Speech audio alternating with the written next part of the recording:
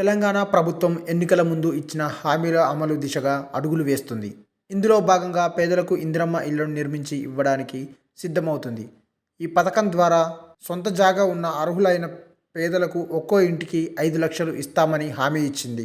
అలాగే జాగా లేని పేదలకు స్థలం పట్టాలు ఇచ్చి ఇంటి నిర్మాణానికి నిధులు ఇస్తామని ప్రకటించింది. ఇప్పటికే ఇందిరమ్మ ఇళ్ల కోసం దరఖాస్తులు స్వీకరిస్తున్నారు.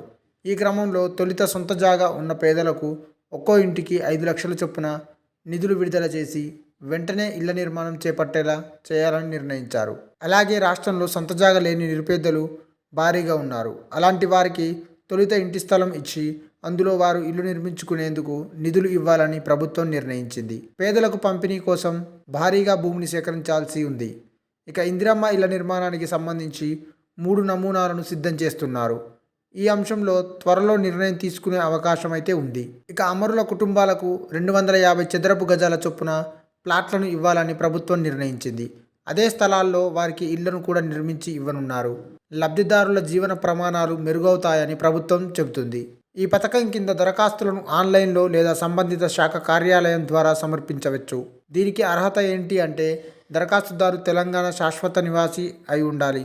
అలాగే దరఖాస్తుదారుకు సొంత ఇల్లు ఉండకూడదు. ఆధార్ కార్డ్, నివాస ధృవీకరణ పత్రం, passport size photo, mobile number, email ID, ఆదాయ ధృవీకరణ పత్రం మొదలైనవి దరఖాస్తులతో పాటు జత చేయాలి. దరఖాస్తు ఫారం తీసుకొని అందులో అవసరమైన అన్ని వివరాలను పూరించాలి.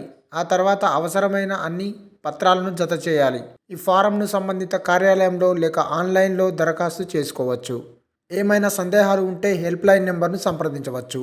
ఫిర్యాదులను ఆన్లైన్లో కూడా సమర్పించవచ్చు. ఇందిరమ్మ ఇండ్లు హౌసింగ్ స్కీమ్ దరఖాస్తు ఫారం 2024ను సమర్పించాలనుకునే పౌరులు ఇప్పుడు tshousing.cgg.gov.in వద్ద యాక్సెస్ చేయబడిన అధికారిక వెబ్సైట్ని సందర్శించి రిజిస్ట్రేషన్ ప్రక్రియను పూర్తి చేయవచ్చు. ఈ వీడియో మీకు నచ్చినట్టయితే లైక్ చేయండి, షేర్ చేయండి, కమెంట్ చేయండి, సబ్స్క్రైబ్ చేయండి.